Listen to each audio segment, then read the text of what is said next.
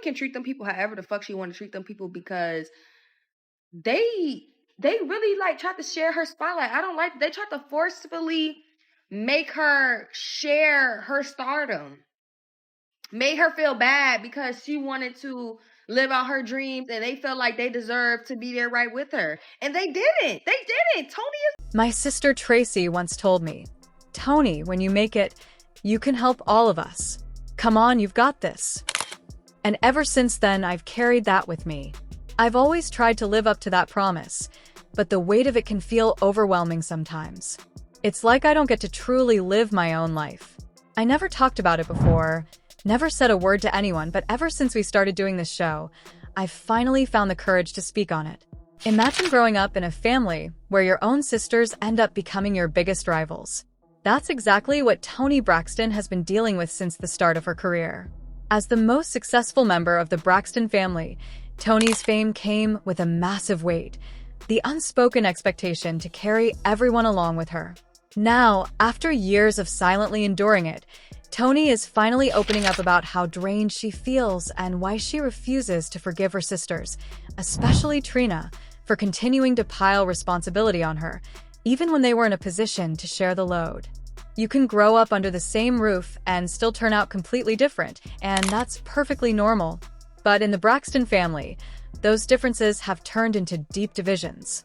And no one has felt the impact of that strained family dynamic more than Toni Braxton herself. Toni Braxton isn't just the eldest of the Braxton siblings, she's also one of the most iconic female R&B artists of all time. With over 70 million records sold and 7 Grammy Awards to her name, she's earned her place among music legends. Her journey began in the late 80s, performing alongside her sisters as the Braxtons, but everything changed when L.A. Reid and Kenneth "Babyface" Edmonds heard her sing. They were so captivated by her voice that they offered her a solo record deal on the spot.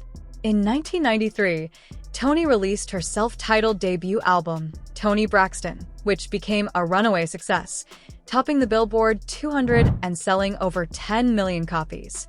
Her second album, Secrets, took things to another level. Did you have to parent them? Sometimes, yeah. Okay. When I was about 13 or 14, my mom, she had a really bad accident. She fell.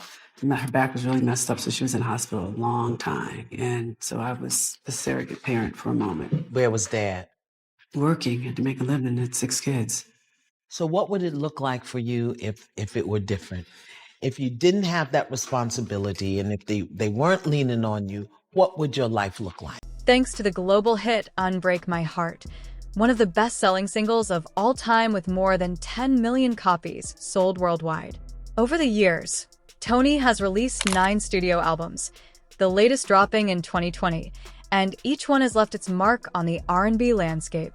But with all that fame and fortune came a price. As Toni's career skyrocketed, her family began to lean on her more and more, expecting her to handle the financial responsibilities for everyone. And while Toni did step up for her loved ones, she's admitted it wasn't easy, emotionally or financially.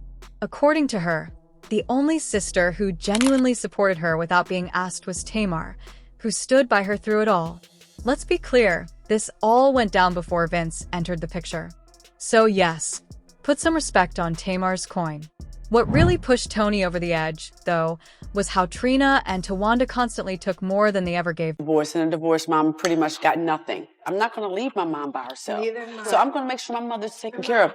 None of my siblings have helped me take care of my mother to make sure she was okay. Back. Now, to be fair, Trina did have a point. She spent years singing backup for Toni and deserved to be compensated like anyone else. Bills don't pay themselves, and if Toni would pay an outsider, why shouldn't she pay her own sister? But even after Trina got her checks and started booking her own gigs, she still found excuses to say she was struggling financially and couldn't pull her weight. And here's the twist. While everyone assumed Toni had it all together, she was secretly fighting her own battles behind the scenes. Like many artists, she got tangled up in unfair record label deals that robbed her of the money she rightfully earned. Despite her albums generating over $170 million in revenue, Toni was reportedly paid less than 35 cents per copy. Imagine that, a superstar barely seeing a fraction of her own success. She ended up suing her label, claiming they had her trapped in what she called a slave contract. Even then, the situation was dire. Toni was receiving royalty checks of just around $2,000, only to have to turn around and hand that money back to the label to cover travel, production, and living expenses. Things got so bad, she was forced to file for bankruptcy twice. The first time, Toni's financial collapse drew public attention, and she hoped to shed light on the industry's shady practices. But when she appeared on the Oprah Winfrey Show to tell her side, things took an unexpected turn.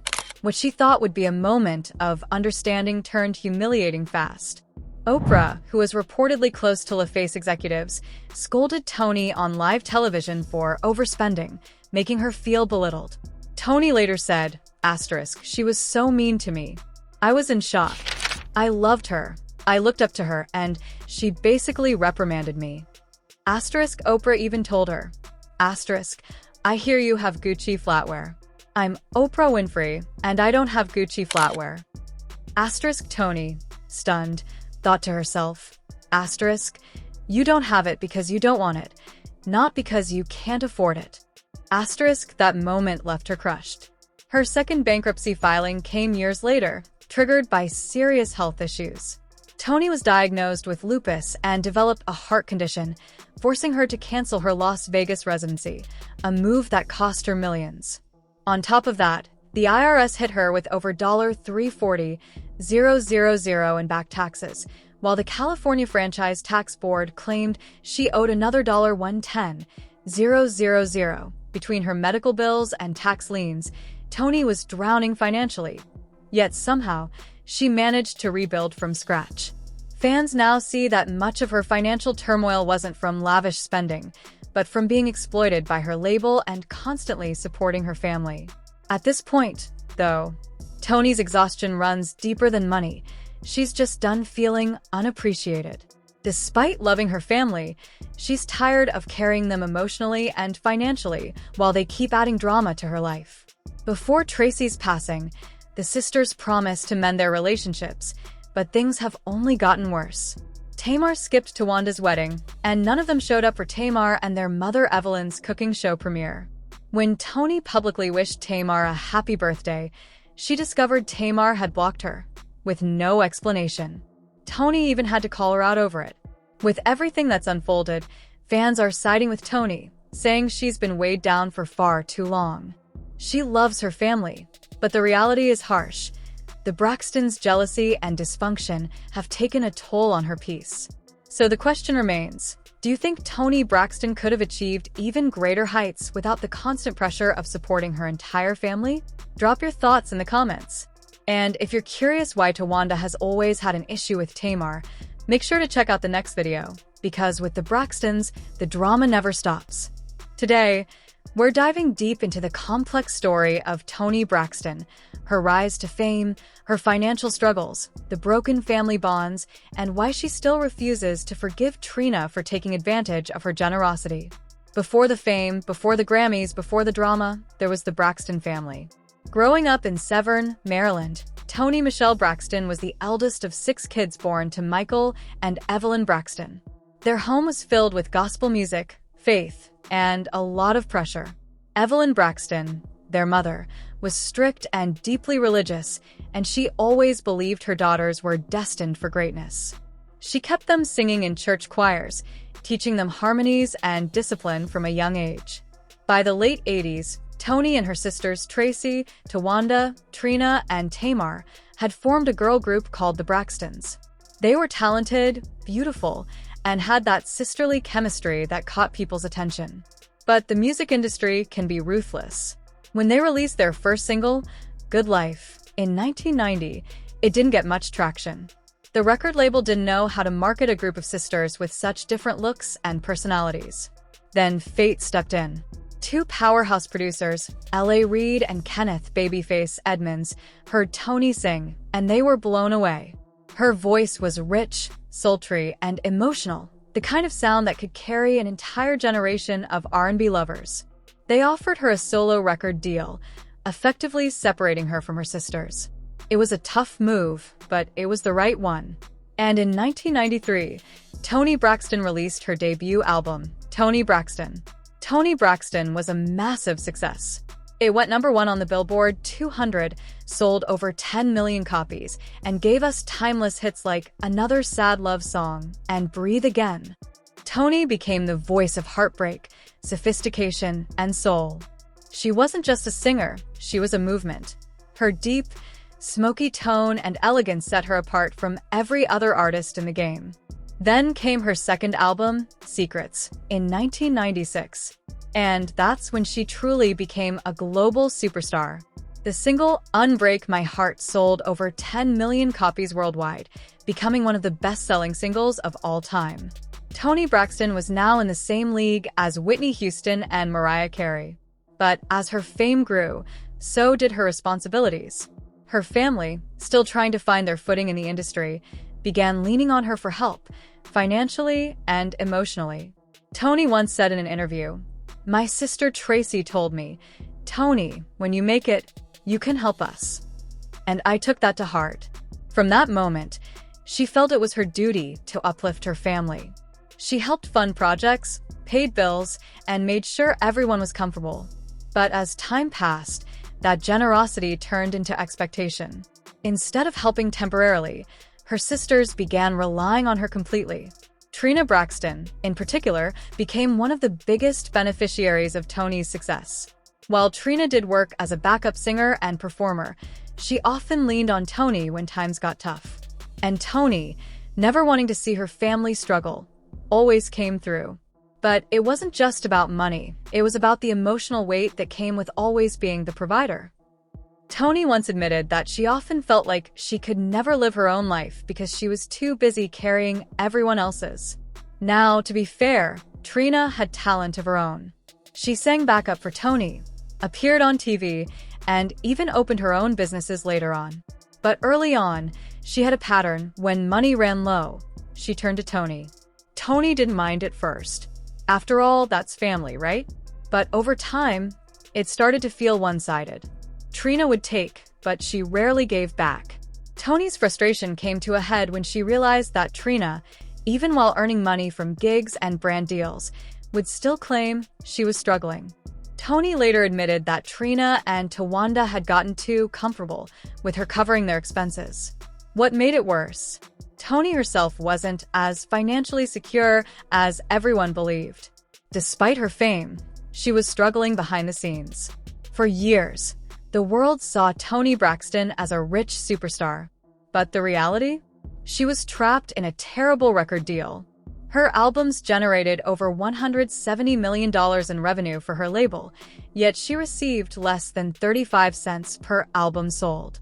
That's right, the woman selling out arenas and topping charts was barely making pocket change. Feeling cheated, Toni filed a lawsuit against LaFace Records and Arista, calling it a slave contract.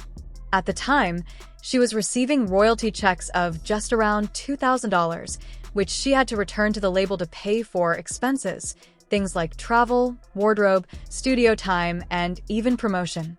In 1998, Toni was forced to file for bankruptcy, shocking the world. People couldn't believe someone that successful was broke. But that's the reality of the music industry, and Toni became one of its biggest cautionary tales.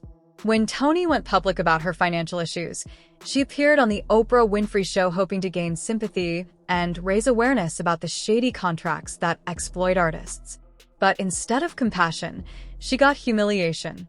Oprah, who had connections to the music industry, seemed more interested in scolding Toni for overspending. Toni recalled the moment Oprah said, "I hear you have Gucci flatware. I'm Oprah Winfrey, and I don't have Gucci flatware." Toni was stunned. She later said, "She was so mean to me. I was in shock.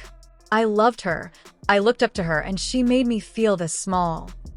That interview haunted Toni for years. The public perception shifted. Instead of seeing her as a victim of a corrupt industry, people painted her as a careless spender. Just when things started to get better, life hit Toni with another curveball. She was diagnosed with lupus and later developed a heart condition that forced her to cancel her Las Vegas residency. The cancellations led to millions in losses, and soon, the IRS came knocking.